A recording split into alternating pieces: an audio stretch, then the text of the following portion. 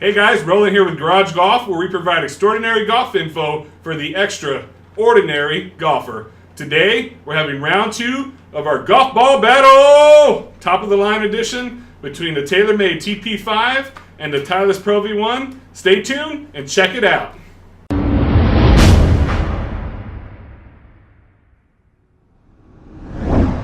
Okay guys, welcome back. So for those of you who are not familiar with our golf ball battle rules here at Garage Golf, what we're going to do today is hit 3 shots with the Taylormade TP5 and 3 shots with the Titliest ProV1 using a pitching wedge, a 6-iron, and a driver. And for those of you out there with faster swing speeds, today we brought in Danny, and he's going to be hitting some shots for those of you that have faster swing speeds to get you the data that you need to help you make a decision. Let's get started.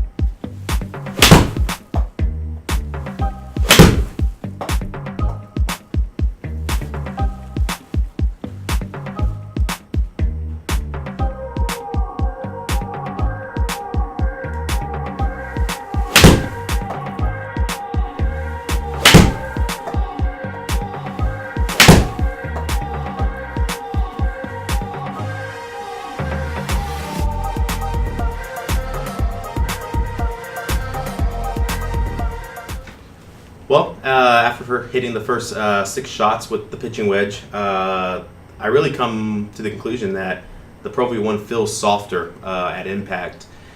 I'm not sure if that's the design of it or what they're trying to do with it, but with the pitching wedge, for sure, the ProV1 feels softer.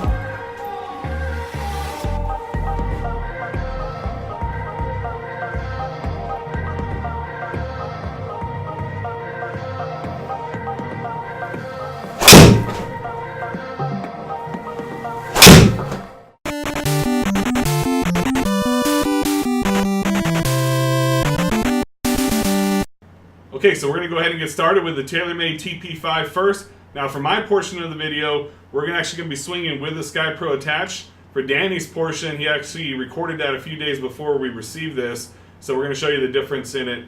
This will actually be recording the accurate club head speed that I'm using with the particular pitching wedge in this case. Let's go ahead and get started.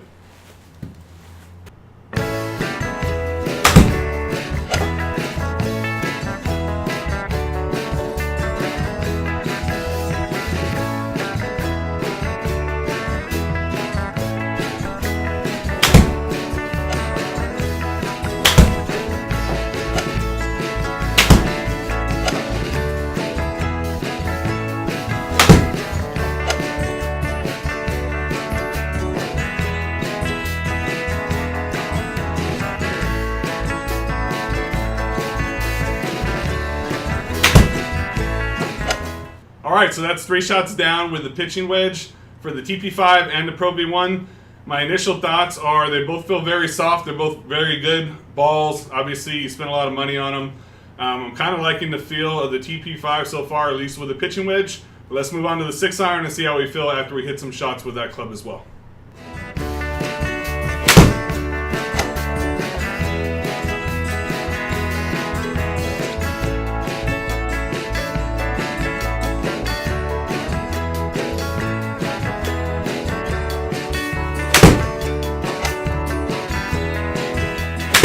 So, obviously, as you can tell, Danny hits the golf ball a whole lot farther than I do. You know what? I'm all right with that. That's what I'm here for. I'm here for everyone else who doesn't have the fast swing speeds, who doesn't hit the golf ball clean every single time.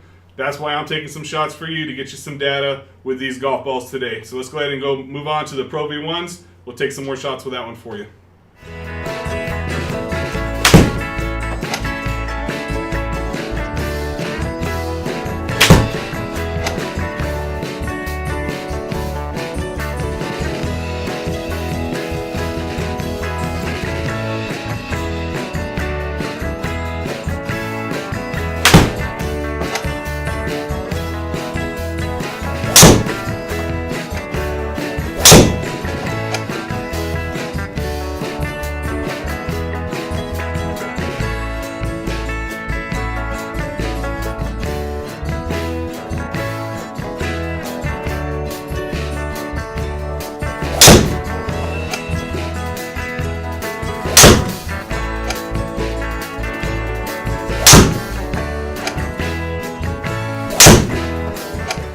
Alright, so we're back for day 2 of testing, and one of the things we wanted to test out this time, a little different from the last golf ball battle we did, is we want to hit some pitch shots and some wedge shots near the green so you can see what exactly these balls are doing in regards to the spin numbers and what sets them apart possibly from some other balls. So we're going to hit a few shots with the Pro V1, we're going to hit a few shots with the TP5, and I might even throw in a Strixon Q-Star just to show you the numbers as far as the spin and what these balls do and why they maybe cost a little bit more than other lower quality balls. So let's get started with that as well. Okay, so welcome to Jack Nicklaus Perfect Golf. Today we're on hole 2 of Shinnecock Hills, and if that name sounds familiar to you, that's actually the site of this year's 2018 US Open. So we're going to be hitting some shots onto number 2, which is a par 3, from about 66 yards away. We're 7 feet uphill, so we're going to see what these spin numbers are doing, and we'll also be using the Perfect Golf Companion app so you can see the numbers on screen and see what exactly these balls would do. So we'll go ahead and start. I'll hit 2 shots first with the Taylormade TP5, and then we'll review the numbers together. Also, for the purpose of this video, we'll be using a 50-degree gap wedge to take the shot.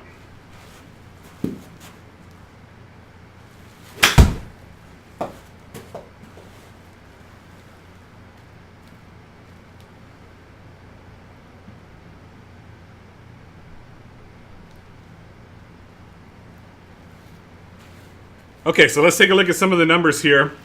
The spin rate with the TP5 was 8,158 with that shot. The total distance was 70 yards. I hit it in the air 63 yards, so 7-yard rollout. So let's hit one more shot, and let's see what kind of numbers we get again with the gap wedge.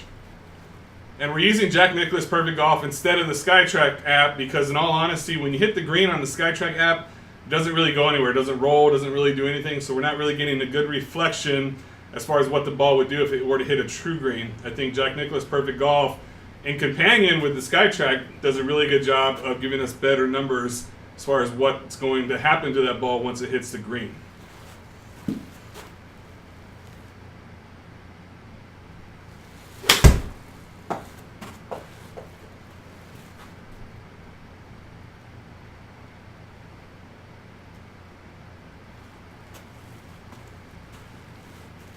Okay, so that time was a better strike.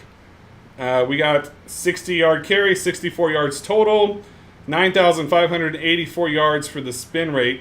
Let's hit one more shot. So we had a number in the mid 8,000s.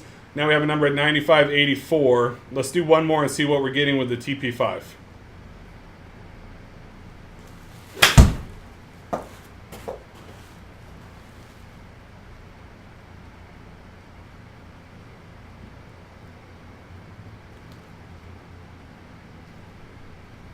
Okay, so we got another number in the mid 8,000. So we had 2 around 85, 8,600, 1 around the 9,500 mark, and that gives us an idea on what we're doing with the TP5. So let's go ahead and hit 3 shots now with the Pro V1, and we'll see what we're looking at with those numbers also.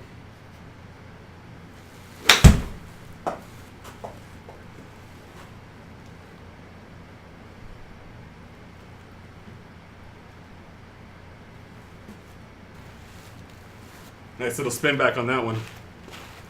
Okay, so the first shot with the Pro V1, we got 96.51 for the spin rate. We got a total carry of 57 yards, and we had a total distance of 61 yards. So our first shot already has generated a spin rate of around 96.50. So let's take 2 more and see if we can stay around that 9,000 with the Pro V1.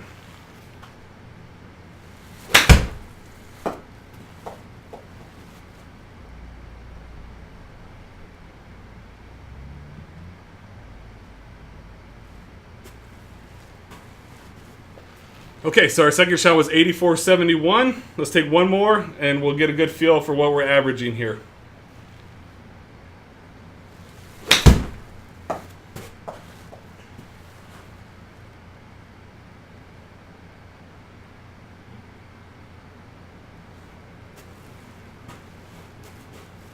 Stop pretty quick. That was our highest number yet, 97.61 spin rate. We had a total carry of 58 yards, 62 yards for the total rollout. So honestly, feel alone, just for these short mid-range shots, I love the feel of the Pro V1 a lot better, in all honesty. It feels a little softer to me. I think it feels a little bit smoother when you hit it. Nice and clean, obviously, and the spin rates there, as we're seeing, are a little bit higher. Second shot, I mishit slightly. Probably hit a slightly bit fat on that one. But still, the spin rates that I'm seeing with the Pro V1 and the feel that I'm getting as far as the feedback would have me leaning that direction in regards to mid-range shots. Okay, so let's do a quick little test on something here. We're going to try a Srixon Q-Star, which is probably a mid-range golf ball, I would say. Not even a Q-Star Tour. But let's take a look and see what kind of spin numbers we get on a solid strike. So I'll make sure I hit this one nice and clean to give you some numbers on it to show you what kind of spin rate we would get on a ball that would probably cost you half the price of a box of Pro V1s.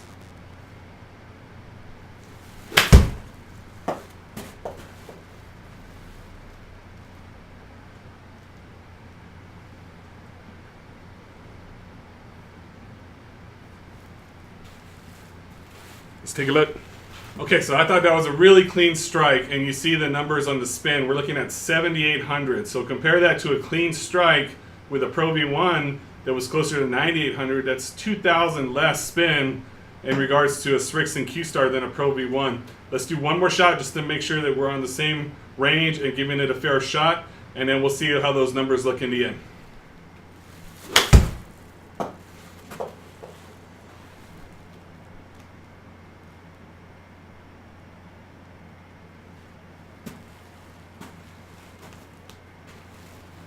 Okay, so that was pretty much as good as I could hit that ball. 84.21, that was a Srixon Q-Star. So you get an idea on a really solid strike with a Pro V1. We're close to almost 10,000 with the gap wedge as far as the spin number. And with something like a Srixon or a middle of the line golf ball, we're probably closer to about 8,500. So that 1,500 spin difference definitely makes a big difference once you hit the green. So let's go ahead and take a look at the numbers. I'll show you guys now on the computer so you can see what's gone on with our shots, with Danny's shots and with my shots. Obviously, as far as the comparison between the Pro V1 and the TP5 on mid-range shots, something like a gap wedge or maybe even a sand wedge, I'm liking the Pro V1, but let's take a look at the rest of the numbers, and we'll get that to you here real soon. Okay, so jumping right into the numbers, let's go ahead and start with me first. And I'm really just using my swing as a reference point for people that have slower swing speeds versus higher swing speeds, like someone like Danny. I'm going to be the first to admit I'm struggling with my swing right now. I'm probably 2 club difference as far as distances in the past month. I'm trying to figure out what's going on. So if there's anybody out there that wants to give me some tips, please feel free to do so. But I wanted to show you the numbers on my end just so you can see as far as my club head speed, what I'm generating, what kind of spin numbers we're getting as well. So let's get started with the pitching wedge first. You'll see that the ball speed for both is 77 miles per hour. And we're just going to go into some of the more relevant categories here. Total spin numbers with the TP5 was 83.33. This is the pitching wedge. And with the Pro V1, we had 77.67. They're both 4 yards offline, so that's pretty equal as far as each ball there as well. Total carry with the TP5 was 88, and with the Pro V1 was 90. Total distance with the TP5 was 92 versus 94 for the Pro V1. We had a descent angle of 51 with the TP5 versus 50 for the Pro V1. And then, as you can see on the right side, Danny's won't be orange like this, but this is because I was using the Sky Pro with this. This is accurate club head speed now that we're generating for these reviews. So this is definitely something looking forward to doing in the future. 71 with the TP5, and then 73 with the Pro V1. And again, this is club head speed, so this is all swing related, not really ball related. But just want to let you know, for accuracy for club head speed from now on, we should be getting pretty accurate numbers in regards to that category for you. Now moving on to the 6-iron, this is where you're going to see a big discrepancy as far as some of the distances I've been seeing. Again, these are numbers I would normally see with an 8-iron, but I'm struggling right now. So 94 miles per hour ball speed with a TP5 versus 91 with a Pro V1. The spin numbers are pretty close, 53.82 versus 53.91. Let's take a look at the total carry. 126 yards with a TP5, 120 with a Pro V1 with the 6-iron, 135 total versus 129 with a Pro V1. Descent angle, let's see, we're taking a look at the flight time. We'll go flight time 5.5 versus 5.2 with the Pro V1. Descent angle of 48 yards versus 47 yards with the Pro V1. And we'll take a look at the club head speed for both, are pretty identical, 74 versus 75 for the 6-iron. And now lastly, driver, and this is the one I'm most embarrassed about. Go back to some of my previous videos and you'll see that I normally average around 240 to 250 with my driver. Today, I'm averaging around 200, so it was a rough day. Ball speed, 125 with the TP5 versus 119 with the Pro V1. Total spin numbers, 3112 with the TP5, 3122 with the Pro V1, pretty close there. We'll take a look at offline yardage. Most of my shots were going right really bad today, so 28 versus 27. Total carry, 195 for a total rollout of 215 with the TP5, and 181 with a total rollout of 200 with the Pro V1. So obviously struggling. Flight time, 6.1 with the TP5 versus 5.8 with the Pro V1. Descent angle 40 versus 39. And then again, just so you guys see my club head speed, 87 with the TP5 and 84 with the Pro V1. And then I'll be able to show you Danny's as far as a faster club head speed and what numbers he's been getting here coming right up. Okay, so now moving on to Danny, and this is why I like bringing in other golfers with different swing speeds to get you guys some data, because I know not every golfer out there obviously has the same swing speed. So Danny was kind enough to come help us out with some people that have a little bit higher swing speed. So taking a look at the pitching wedge first, you'll see that Danny's ball speed was 95 for both the TP5 and the Pro V1. The spin numbers for the TP5 with the pitching wedge was 95.07 versus 95.03, so very identical shots there for both balls. Total carry for him was 121 yards with the TP5 versus 119 with the Pro V1. Total rollout time was 125 versus 123 with the Pro V1. So he averaged about 2 yards further with the TP5 using the pitching wedge. The flight time was 5.4 with the TP5 versus 5.5 with the Pro V1. His descent angle was 48 versus 49 with the Pro V1. His height was 25 yards versus 27 yards with the Pro V1. And what we noticed a lot was that the ball flight with the Pro V1 seemed to be higher than the ball flight with the TP5, at least what we were seeing with the SkyTrack. Club head speed for both are pretty identical at 80. So we'll move on now and take a look at the 6-iron shots. Okay, so now with the 6-iron, this is where we're going to start to see a good discrepancy between Danny's shots and my shots. His total ball speed with the TP5 was 123 versus 126 with the Pro V1. His spin number with the TP5 was 57.59 versus 62.75. So almost 500 rotation different there between the TP5 and the Pro V1 with the 6-iron. His offline was 2 yards versus 5 yards with the Pro V1.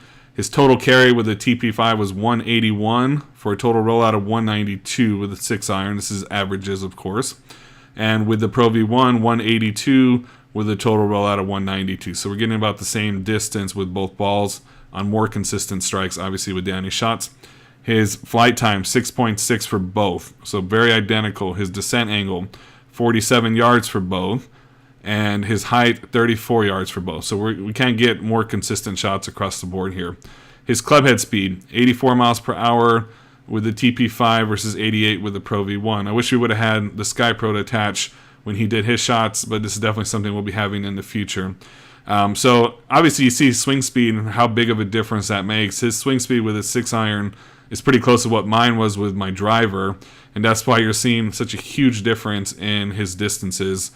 He's basically averaging pretty close to what I was averaging with my driver, just with his 6-iron. So, and I'm the first one to admit it. I mean, I'm mad enough to admit that swing speed makes such a big difference, and it's something that I need to work on.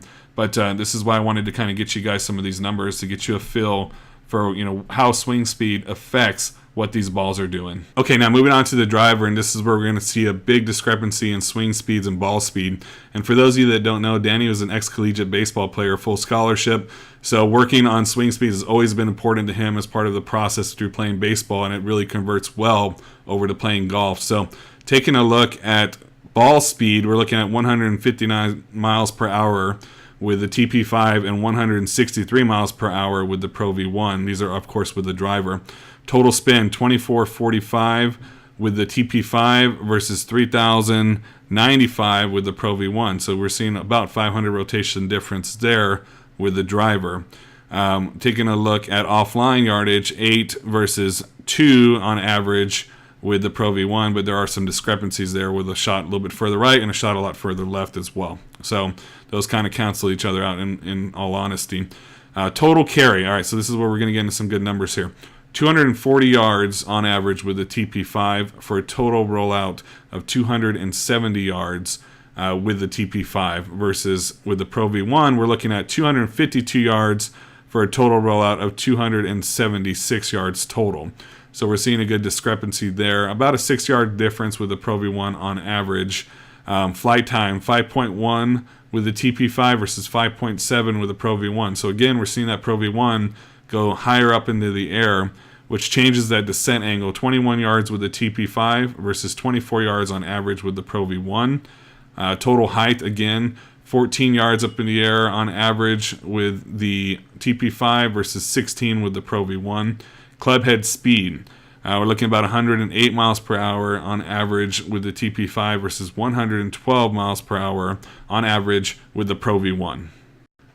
So after tallying up all the data and taking a look at all the numbers, the most important thing that this entire review comes down to is feel of the golf ball. I think Danny proved very much so with his shots.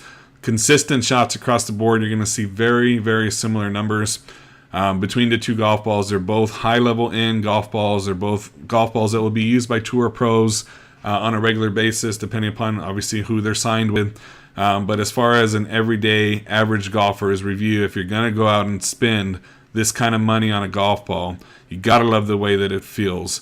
Again, the numbers are very, very similar across the board between the two. But one thing that stood out to us the most was the feel and the softness of one of the golf balls versus the other. And to us, the golf ball that won today's golf battle, purely on feel alone, is the Titliest Pro V1 golf ball.